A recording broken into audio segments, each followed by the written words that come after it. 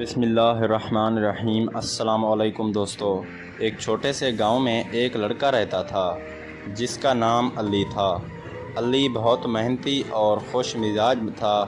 وہ ہمیشہ دوسروں کی مدد کرتا اور کبھی بھی کسی سے نہیں جھگڑتا۔ ایک دن علی اپنے دوست احمد کے ساتھ کھیلنے کے لیے باہر گیا۔ دونوں بچے ایک خوبصورت درخت کے نیچے بیٹھے تھے اور باتوں میں مصروف تھے کہ اچانک ایک چھوٹا سا کبوتر ان کے قریب آ کر بیٹھ گیا۔ کبوتر کا پر ٹوٹا ہوا تھا اور وہ اڑ نہیں سکتا تھا۔ علی نے فوراً احمد سے کہا، ہمیں اس کبوتر کی مدد کرنی چاہیے۔ پھر علی نے کبوتر کو نرم ہاتھوں سے پکڑا اور اسے اپنے گھر لے آیا۔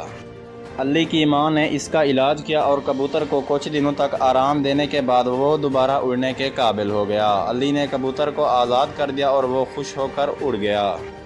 علی نے احمد سے کہا، ہم سب کو دوسروں کی مدد کرنی چاہیے، چاہے وہ انسان ہو یا جانور۔ احمد نے مسکرا کر کہا، تم بالکل ٹھیک کہتے ہو علی۔ اس دن کے بعد علی اور احمد نے اپنے گاؤں کے دوسرے بچوں کو بھی سکھایا کہ دوسروں کی مدد کرنا انسانیت ہے اور یہ ہمیں خوشی دیتا ہے۔ مزید ایسی کہانیوں کے لیے میرے چینل کو لازمی لائک اور سبسکرائب کریں اور ساتھ میں دیے گئے گھنٹی کے نشان کو دبانا نہ بھولیں۔ شکریہ دوستو۔